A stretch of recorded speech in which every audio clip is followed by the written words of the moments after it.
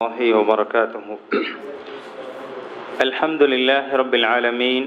اللهم صل على محمد وعلى آل محمد كما صليت على إبراهيم وعلى آل إبراهيم إنك حميد مجيد. اللهم بارك على محمد وعلى آل محمد كما باركت على إبراهيم وعلى آل إبراهيم إنك حميد مجيد. அன்பார்ந்த இஸ்லாமிய சகோதரர்களே, ஹிஜ்ரி வருடம் 1438 ஷவ்வால் மாதம் 13ஆம் திகதி புனித மஸ்ஜித் நபவியிலே இமாம் ஷேக் அலி இப்னு அப்துர் ரஹ்மான் அல் ஹுதைஃபி அவர்கள் ரமலானுக்கு அடுத்து வரக்கூடிய காலத்திலே நன்மையின்பால் நிலைத்திருத்தல் என்னும் தலைப்பிலே உரையாற்றினார்கள். ஆரம்பமாக அல்லாஹ்வை புகழ்ந்து நபியின் மீது ஸலவாத்தும் சலாமும் கூறியவர்களாக வருகை தந்திருக்கக்கூடிய மக்களுக்கெல்லாம் ஃபத்தகுல்லாஹ், நீங்கள் அல்லாஹ்வை அஞ்சிக் கொள்ளுங்கள். அல்லாஹ்வை அஞ்சுவதுதான் இவ்வுலகம் மரணத்துக்கு பின்னால் உள்ள வாழ்க்கை, இந்த ஈருலக வாழ்க்கைக்கும் வெற்றிக்கான ஒரு அடிப்படை காரணியாக அல்லாஹ்வை பயப்படுதல் இருக்கும் என்ற இந்த தக்வாவை உபதேசம் செய்தவர்களாக அல்லாஹ் சுப்ஹானஹு வ தஆலா ஒரு மனிதனிடத்திலே மிகவும் பெருமதியான ஒரு விடயம் இருக்குமென்றால், எந்த ஒரு மனிதன் உலகத்திலே உயிருடன் வாழ்கின்ற போது ஒரு சாலிஹான அமலை, நல்ல வணக்கத்தை செய்கின்றானோ, அது அந்த மனிதன் உலகத்திலே சம்பாதித்தவைகளில் மிகவும் பெருமதியானதாக இருக்கும். இந்த சாலிஹான வணக்கம் என்பது, சாலிஹான நல்ல செயல்கள் என்பது, அதன் மூலமாக அல்லாஹ் அந்த அடியானை பொருந்திக் கொள்வான். அதன் மூலமாக அந்த மனிதன் உலகத்திலே நிம்மதியாக மகிழ்ச்சியாக வாழ்வான். அது மாத்திரமல்ல, உலகத்திலே அவனுக்கு வரக்கூடிய பல நிலைமைகளில் வெற்றி பெறுவதற்கான, விமோசனம் பெறுவதற்கான ஒரு காரணியாக அந்த நல்ல செயல் இருக்கும். அது மாத்திரம் அல்ல, மறுமையிலே அவனுடைய அந்தஸ்துக்கள் இந்த நல்ல வணக்கத்தின் மூலமாக உயர்ந்து கொண்டே செல்லும். மேலும் அல்லாஹ்விடத்திலே அவனுக்கென்று ஒரு அந்தஸ்து நிர்ணயிக்கப்படும். அந்த நல்லமல் செய்த மனிதனுக்கென்று ஒரு நல்ல அந்தஸ்தான இடம் நிர்ணயிக்கப்படும்.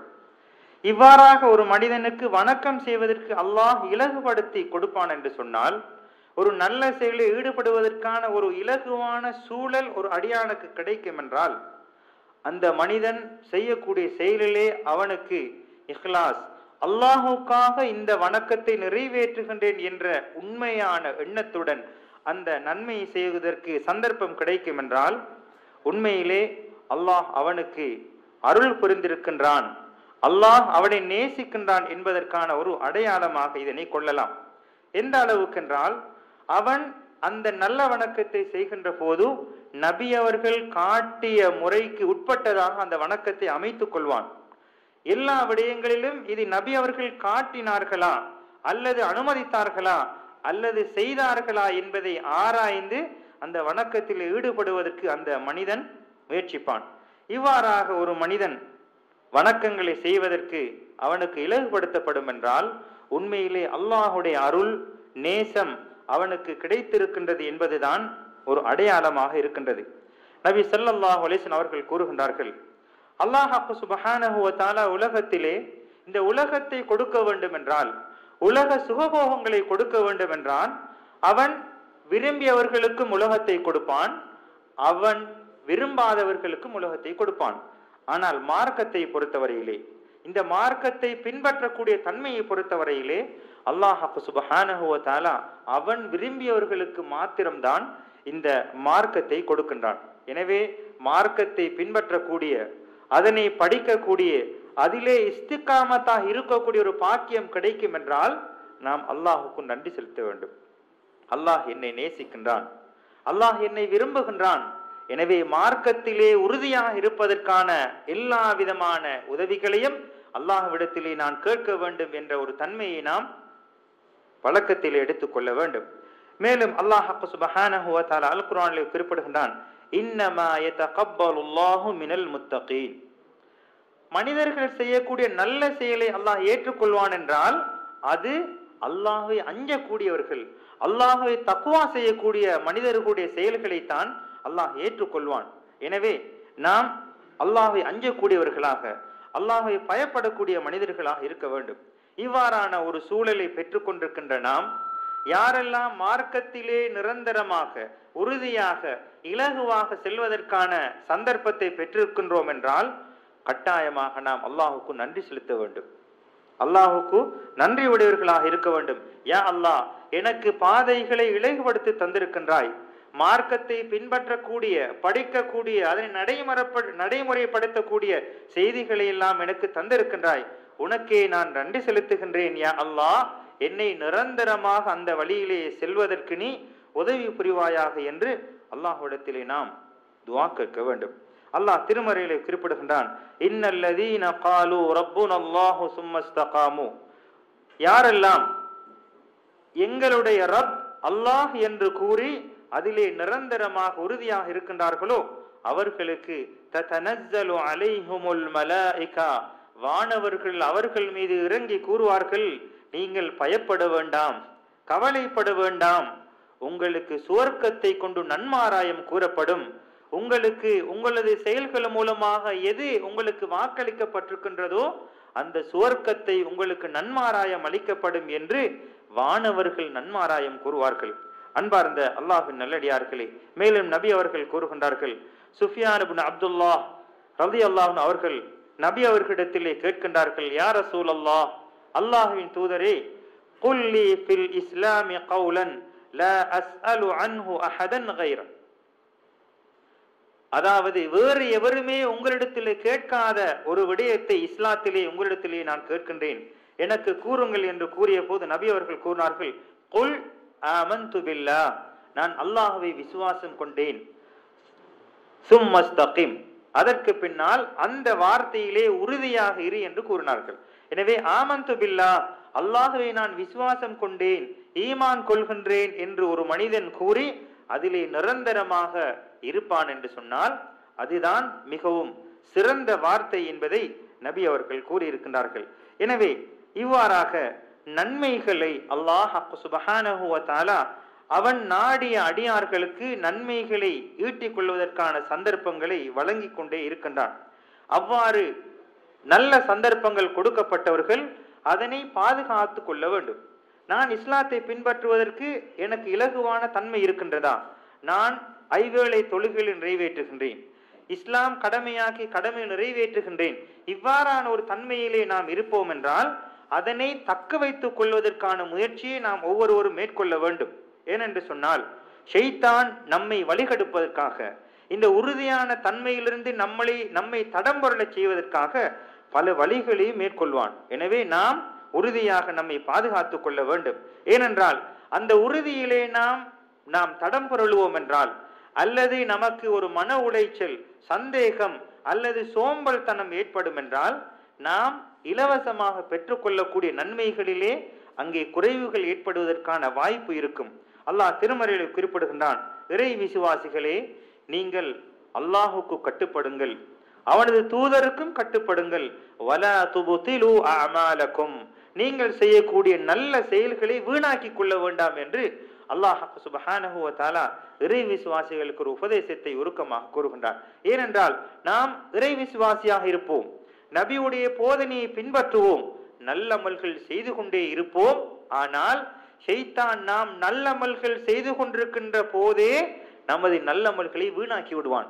ஒன்று, பிறருக்காக நாம் செய்யக்கூடிய ஒரு தன்மையை உள்ளத்தில் உருவாக்கி விடுவான், அல்லது நான் நன்மை செய்கின்றேன் என்ற ஒன்று வார்த்தையை நமது நாவுகளினால் பேச வைத்து விடுவான், அல்லது ஒரு தப்பெண்ணத்தை நமது மனதிலே உருவாக்கி விடுவான். எனவே இது போன்ற மிகவும் கொடுமையான ஒரு வைரஸாக இருக்கக்கூடிய இந்த தொற்று நோய்களை விட்டும் நமது வணக்கங்களை நாம் பாதுகாத்துக் கொள்ள வேண்டும். எனவே இந்த சந்தர்ப்பத்தை கொடுக்கப்பட்டவர்கள், இலகுத்தன்மையை கொடுக்கப்பட்டவர்கள் அதிகமாக நன்மைகள் செய்வதற்கு நாம் உறுதி எடுத்துக் கொள்ள வேண்டும், திடசங்கப்பம் பூள வேண்டும். இன்று இருக்கின்ற நாம் நேற்றை விட இன்று நாம் நன்மை அதிகப்படுத்திக் கொள்ள வேண்டும். நாளை நான் உயிருடன் இருப்போமா என்பது யாருக்கும் உத்தரவாதம் கிடையாது. அதே போன்று நேற்றை விட இன்று நாம் என்னென்ன நல்லமல்கள் செய்ய முடியுமோ அந்த அளவுக்கு நாம் நமது செயல்களை, நமது வார்த்தைகளை, நமது நடவடிக்கைகளை நாம் ஆக்கிக் கொள்ள வேண்டும். அவ்வாறு முயற்சி செய்வோம் என்று சொன்னால் நமது நன்மையீடுகள் அதிகரித்து கொண்டே செல்லும். அதே நேரத்தில் பாவத்தை விட்டும் தவிர்ந்து கொள்வதற்கான முயற்சிகளை செய்ய வேண்டும். நேற்று என்னிடத்திலே என்னை அறியாமல் ஒரு பாவம் நடந்து விட்டது, இன்று அது நடைபெறாமல் இருப்பதற்கு நான் எனது ஆத்மாவை, எனது நஃப்ஸை, எனது உள்ளத்தை நான் கட்டுப்படுத்திக் கொள்ள வேண்டும். இவ்வாறு நாம் ஒவ்வொருவரும் உறுதியாக முயற்சிப்போம் என்று சொன்னால் நிச்சயமாக அல்லாஹ் நமக்கு உதவியாளனாக இருப்பான். அல்லாஹ் திருமறையில் குறிப்பிடுகின்றான், யார் எங்களது பாதையிலே செல்வதற்கு உறுதியாக முயற்சி செய்கின்றார்களோ லனஹ்தியன்னஹும் சுபுலனா, எங்களது பாதையை அவர்களுக்கு நேர்வழி காட்டுவோம்.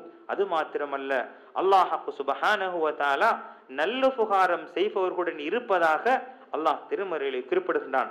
நான் நன்மை செய்ய வேண்டும், என்னை பாவத்திற்கு பாதுகாத்துக் கொள்ள வேண்டும் என்று உறுதியாக நாம் முயற்சி செய்வோம் என்றால் நிச்சயமாக அல்லாஹுடைய உதவியும் அல்லாஹ் நம்முடன் இருப்பான் என்பதில் எந்த விதமான சந்தேகமும் இல்லை. எனவே இன்றைய நாள் என்பது நன்மையின்பால் போட்டி போடக்கூடிய ஒரு நாளாக இருக்கின்றது. நாளை என்பது அல்லாஹ் சன்மானம் வழங்கக்கூடிய ஒரு நாளாக இருக்கின்றது. இன்று இருக்கின்ற நாம் அடுத்த கணமே நமது உயிர் கைப்பற்றப்படலாம், அல்லது அடுத்த நாள் நாம் இந்த உலகத்தை விட்டு பிரிந்து செல்லலாம். எனவே இன்று செய்யக்கூடிய செயல்களுக்குரிய பிரதிபலனைத்தான் நாளை எதிர்பார்க்க வேண்டும் என்பதை நினைத்து நமது செயல்களை நல்லதாக நாம் அமைத்துக் கொள்ள வேண்டும். அதே நேரத்திலே ஒரு மனிதன் உலகத்திலே பெறக்கூடிய மிகவும் பாரதூரமான நஷ்டம் என்னவென்றால், அவன் நல்லமல்கள் செய்து கொண்டே இருப்பான், அதற்கு பின்னால் அவனுடைய பாதை வழி தவறி செல்வது.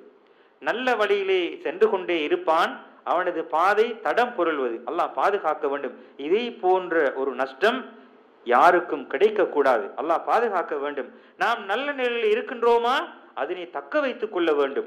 தடம் புரண்டு விட்டோம் என்று சொன்னால் அதனை போன்ற ஒரு நஷ்டம், உண்மையிலே அதனை போன்ற ஒரு நஷ்டவாளி யாரும் இருக்க முடியாது. ஏனென்றால் ஷைத்தானை பொறுத்தவரையிலே நல்ல வழியிலே இருக்கக்கூடிய மனிதர்களை வழிகெடுப்பதற்காக, அவர்களுடைய நன்மைகளை இல்லாமல் செய்வதற்காக பல வழிகளிலே முயற்சி செய்து கொண்டே இருப்பான். அதனை பற்றி அல்லாஹ் திருமறையிலே குறிப்பிடுகின்ற போது கால ஷைத்தான் அல்லாஹ்விடத்திலே கூறினான், ஃபபிமா அக்வைதனி, என்னை எவ்வாறு நீ வழிகெடுத்தாயோ, எவ்வாறு என்னை நீ தூரமாக்கினாயோ, அதே போன்று நான் அதாவது நான் மனிதர்களுடைய நேர் வழியிலே இருந்து அவர்களை வழிகெடுப்பதற்காக முயற்சி செய்து கொண்டே இருப்பேன். எந்த அளவுக்கென்றால் அவர்களுக்கு மத்தியிலே, அவர்களுக்கு பின்புறமாக, அவர்களுடைய வலப்புறமாக, இடப்புறமாக நான் அவர்களை வழிகெடுப்பதற்காக முயற்சி செய்து கொண்டே இருப்பேன். வல தஜிது அக்ஸரஹும் ஷாக்கிரீன், அந்த மனிதர்களில் அதிகமானவர்களை உனக்கு நன்றி செலுத்தக்கூடியவர்களாக நீ கண்டுகொள்ள மாட்டாய் என்று ஷைத்தான் அல்லாஹ்விடத்திலே கூறியதை அல் குர்ஆனிலே நாம் இன்றும் காணலாம். எனவே நாம் நன்மைகள் செய்கின்ற போது நமது எல்லா நாலாபுறத்திலும் ஷைத்தான் நம்மளை வழிகெடுப்பதற்காக முயற்சி செய்து கொண்டே இருப்பான் என்பதை அல்லாஹ் சுப்ஹானஹு வ தஆலா நமக்கு நினைவூட்டி கொண்டே இருக்கின்றான். எனவே ஷைத்தானுடைய வழியிலே விழுந்து விடாமல் நம்மை பாதுகாத்துக் கொள்வதற்கு நாம் ஒவ்வொருவரும் முயற்சிக்க வேண்டும். நன்மைகள் செய்வதற்கான, நமது பாவத்திலிருந்து விமோசனம் பெறுவதற்கான பல வழிகளை அல்லாஹ் நமக்கு தந்து கொண்டே இருக்கின்றான். எனவே ரமலான் முடிந்து விட்டது, ஏனைய காலங்களிலும் அல்லாஹ் நமக்கு நன்மைகளை வைத்திருக்கின்றான். ஒவ்வொரு நாளிலும், ஒவ்வொரு வாரத்திலும், ஒவ்வொரு மாதத்திலும் நாம் நன்மைகளை அதிகப்படுத்திக் கொள்வதற்கான சந்தர்ப்பங்களை அல்லாஹ் நமக்கு தந்து கொண்டே இருக்கின்றான். அல்லாஹ் சுப்ஹானஹு வ தஆலா நாம் செய்யக்கூடிய சிறிய வணக்கத்தின் மூலமாக நன்மைகளை பன்மடங்காக ஆக்கி நமது நன்மை ஏடுகளை அதிகரிக்க செய்வதற்காக அல்லாஹ் தனது அடியார்களுக்கு அவன் அருள் புரிகின்றான் என்பதை அல்லாஹ் திருமறையிலே பல இடங்களிலே கூறியிருக்கின்றான். அல்லாஹ் சுப்ஹானஹு வ தஆலா சூரா நிசாவில் 40வது வசனத்திலே கூறுகின்ற போது, நிச்சயமாக அல்லாஹ் சுப்ஹானஹு வ தஆலா ஒரு அற்பமான அளவுக்கு கூட அடியார்களுக்கு அவன் அநியாயம் செய்ய மாட்டான். நன்மை வழங்குவதிலும் சரி, தண்டனை வழங்குவதிலும் சரி அவன் நீதியாளன், நேர்மையாளன். ஆனால் நன்மைகளை பொறுத்தவரையிலே அடியான் செய்யக்கூடிய சிறிய வணக்கத்துக்கு நன்மைகளை பன்மடங்காக ஆக்கி கொடுப்பான், அவர்களுடைய நன்மைகளை கனமாக்கி கொடுப்பான் என்று அல்லாஹ் சுப்ஹானஹு வ தஆலா அல் குர்ஆனிலே கூறுகின்றான். எனவே இவ்வாறான நன்மைகள் செய்வதற்கு பல வழிமுறைகள் இருக்கின்றன. அதில் ஒன்றுதான், மிகவும் பெருமதியான நன்மைகளில் ஒன்றுதான் கடன் பட்டவர்களுக்கு அந்த கடனை அளிப்பதற்கு உதவி செய்வது. ஒரு மனிதன் கடன் பட்டிருக்கின்றான், அந்த கடனை இல்லாமல் ஆக்குவதற்கு, கடனை முடிப்பதற்காக உதவி செய்வது என்பது மிகவும் பெருமதியான நன்மைகளை ஈட்டி தரக்கூடிய ஒரு வணக்கமாக இருக்கின்றது. எந்த அளவுக்கு என்று சொன்னால், இந்த கடன் பட்ட எத்தனையோ மனிதர்கள் இந்த கடனை அடைக்க முடியாமல், கடனை திருப்பி கொடுக்க முடியாமல் ஜெயில் வாழ்க்கையிலே இருந்து கொண்டிருக்கிறார்கள், சிறையிலே வாழ்ந்து கொண்டிருக்கிறார்கள்.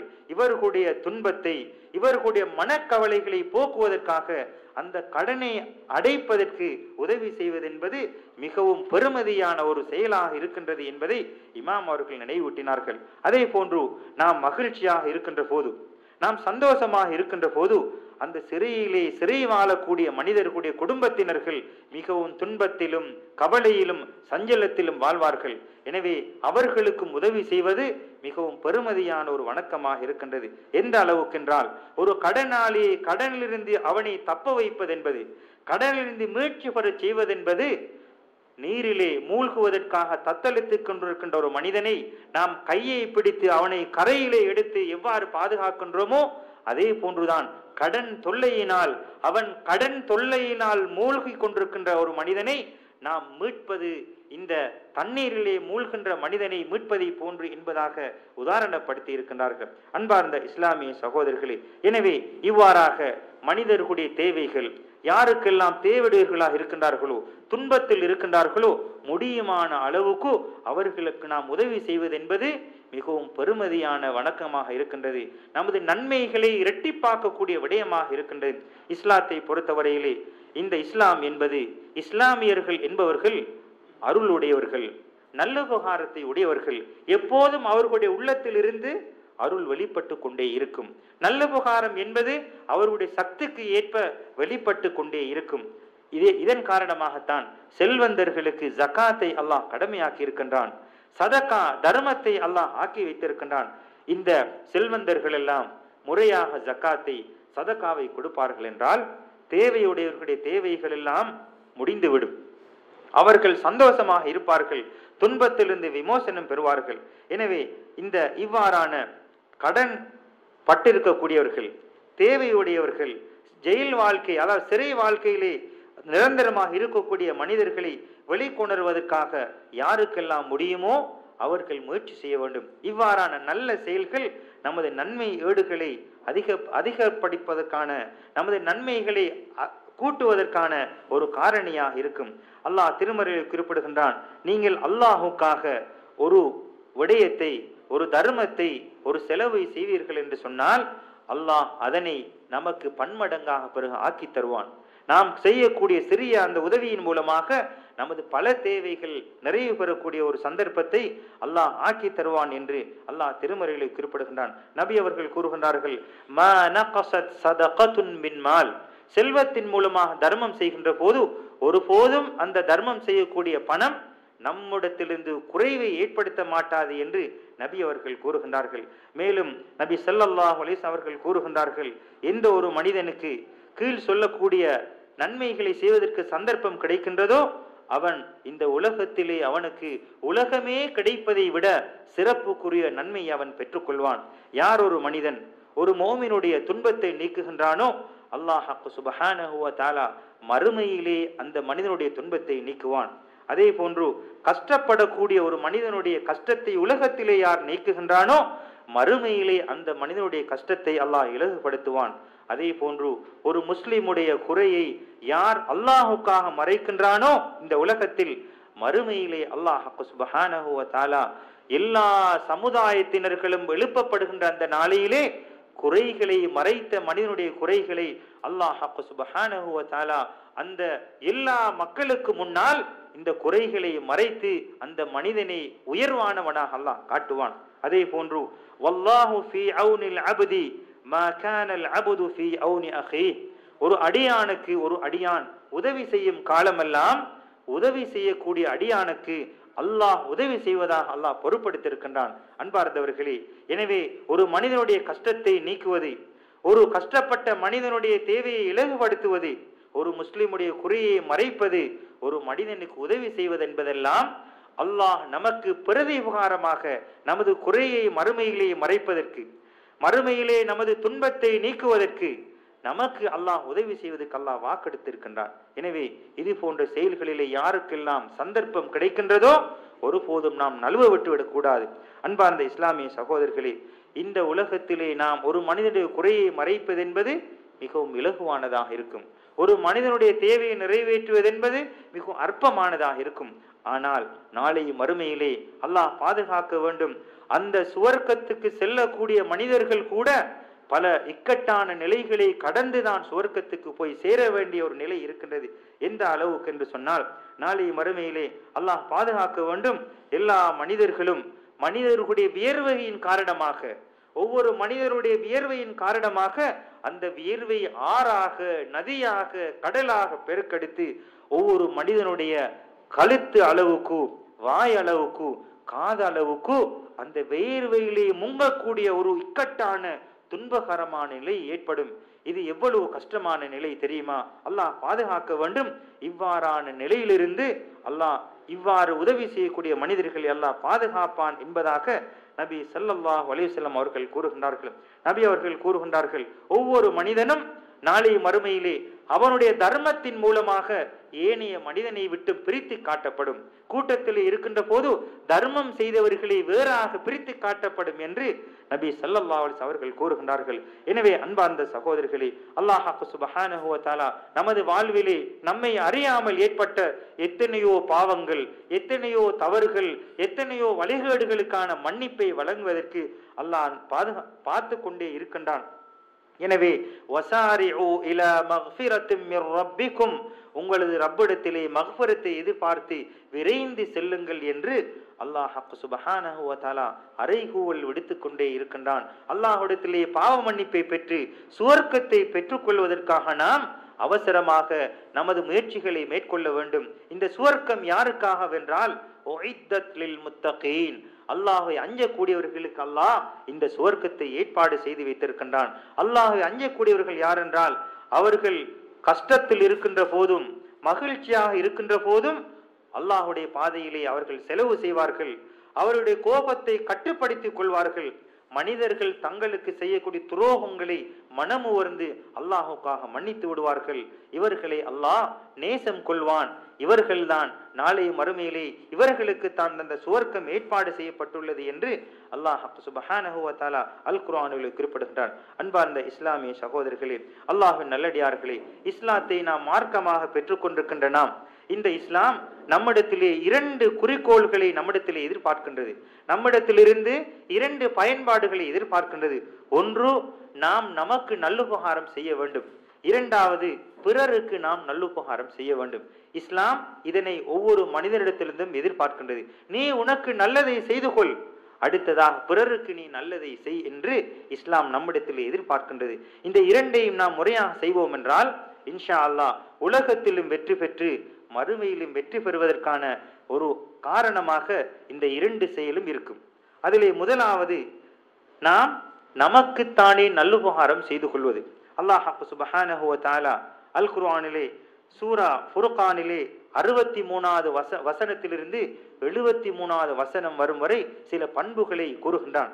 இந்த பண்புகளை உடையவர்கள் தனக்குத்தானே நன்மை செய்து கொண்டவர்கள், இதன் மூலமாக அல்லாஹுடைய அருளையும் நரகத்தை விட்டு பாதுகாப்பு பெறுவார்கள் என்று அல்லாஹ் சுப்ஹானஹு வ தஆலா அல் குர்ஆனில் குறிப்பிடுகின்றான். அதிலே முதலாவது, தனக்குத்தான் நன்மை செய்யக்கூடிய விடயம், தன்னை படைத்தவனை, என்னை படைத்தவனை நான் விசுவாசம் கொள்ள வேண்டும்.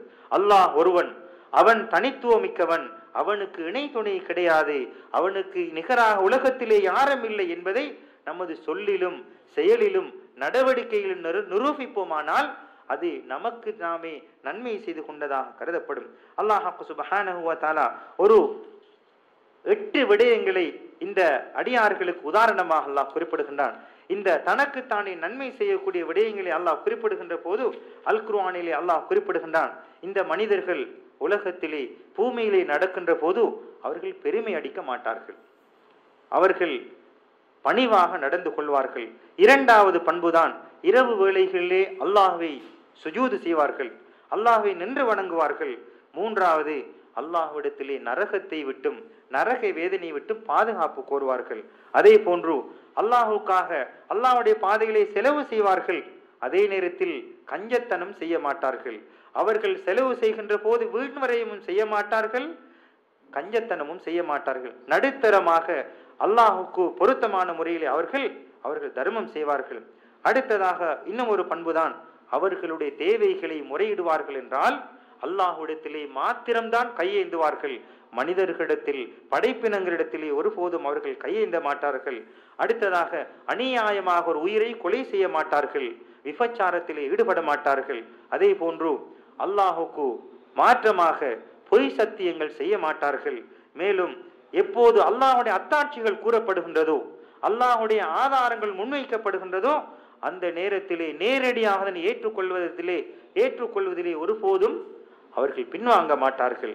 அடுத்ததாக அல்லாஹ்விடத்திலே பிரார்த்தனை புரிவார்கள். அவர்களுடைய குழந்தைகள், மனைவி, மக்களை கண்குளிர செய்யக்கூடியதாக ஆக்குவாயாக என்று அல்லாஹ்விடத்திலே பிரார்த்தனை செய்வார்கள். எனவே இது போன்ற பண்பை உடையவர்கள் தனக்கு தானே நன்மை செய்து கொண்டதாக கருதப்படும். இவ்வாறு நன்மை செய்தவர்களாக அவர்களை மாற்றிக் கொள்வார்கள் என்று சொன்னால், இன்ஷா அல்லாஹ் அல்லாஹுடைய அன்பையும் அரவணைப்பையும் பெற்று நரக விடுதலை பெற்று சுவர்க்கத்துக்குரியவர்களாக மாறுவார்கள் என்பதில் எந்த விதமான சந்தேகமும் இல்லை. அடுத்ததாக இரண்டாவது விடயம், படைப்பினங்களுக்கு நாம் நல்லுபகாரம் செய்வது. பிறருக்கு உபகாரம் செய்வது என்பது பல வழிகளிலே உபகாரம் செய்யலாம். தேவையுடையவர்கள் அல்லது நான் கட்டாயமாக உதவி செய்ய வேண்டியவர்கள், எனது மனைவி, மக்கள், குழந்தைகள், எனது பொறுப்பிலே இருக்கக்கூடியவர்களுக்கு முறையாக நான் செலவு செய்வேன் என்று சொன்னால், அல்லது பிறருக்கு கல்வியை ஊட்டுவேன் என்று சொன்னால், அல்லது மார்க்க விடயத்தை படித்து கொடுப்பதற்கு பிறருக்கு உதவி செய்வேன், அல்லது பிறருடைய துன்பங்களை சுமப்பதிலே பங்கெடுப்பது, அல்லது பிறர் நமக்கு அநியாயம் செய்கின்ற போது அதனை பொறுமையாக ஏற்றுக்கொண்டு அதிலே நிதான போக்கை கையாள்வது, அல்லது பிறருக்கு தீங்கு வருகின்ற போது அதனை தடுத்து நிறுத்துவது, இது போன்ற செயல்களிலே நாம் ஈடுபடுவோம் என்று சொன்னால் பிறருக்கு உபகாரம் செய்ததாக கருதப்படும். அல்லாஹ் சுப்ஹானஹு வ தஆலா, நபி ஸல்லல்லாஹு அலைஹி அவர்கள் கூறுகின்றார்கள், படைப்பினங்கள் என்பது அல்லாஹ்வை சார்ந்தவர்கள். எனவே யார் படைப்பினங்களுக்கு உதவி செய்கின்றார்களோ அல்லாஹ் அவர்களை நேசம் கொள்கின்றான் என்று நபி ஸல்லல்லாஹு அலைஹி அவர்கள் கூறுகின்றார்கள். அதாவது படைப்பினங்களுக்கு உணவளிப்பது அல்லாஹ்வுடைய பொறுப்பு, படைப்பினங்களை கவனிப்பது அல்லாஹ்வுடைய பொறுப்பு. ஆனால் படைப்பினங்களுக்கு நாம் நம்மால் இயலுமான உதவிகளை செய்ய முடியும் என்றால் அது படைப்பினங்களுக்கு உபகாரம் செய்ததாக கருதி அல்லாஹ் நம்மை நேசம் கொள்வதற்கான ஒரு காரணமாக இது அமையும். எனவே அன்பார்ந்த அல்லாஹ்வின் நல்லடியார்களே, ரமலானை கடத்தி விட்டோம், ரமலானை அடுத்து இருக்கக்கூடிய ஷவ்வால் மாதத்திலே இருக்கின்றோம். இது நமக்கு கொடுக்கப்பட்ட ஒரு நியமத்தாக கருதி இந்த காலங்களிலே என்னென்ன நன்மைகள் செய்ய முடியுமோ, தனக்குத்தானே என்னென்ன நன்மைகள் செய்ய முடியுமோ அந்த நன்மைகளை அதிகமாக செய்து கொள்வதோடு பிறருக்கு என்ன நல்லுபகாரம் செய்ய முடியுமோ நமது சக்திக்கு உட்பட்ட முறையிலே இந்த நன்மைகளை செய்து அல்லாஹுடைய அன்பையும் அரவணைப்பையும் பெற்று நாளை மறுமையிலே ஃபிர்தௌஸுல் ஆலா என்ற சுவர்க்கத்திலே நுழையக்கூடிய நன்மக்களாக நம்மை அல்லாஹ் ஆக்கி அருள் புரிவானாக. ஆமீன். வ ஆகிரு தஅவானா அல்ஹம்துலில்லாஹி ரப்பில் ஆலமீன். வஸ்ஸலாமு அலைக்கும் வரஹ்மத்துல்லாஹி வபரகாத்துஹு.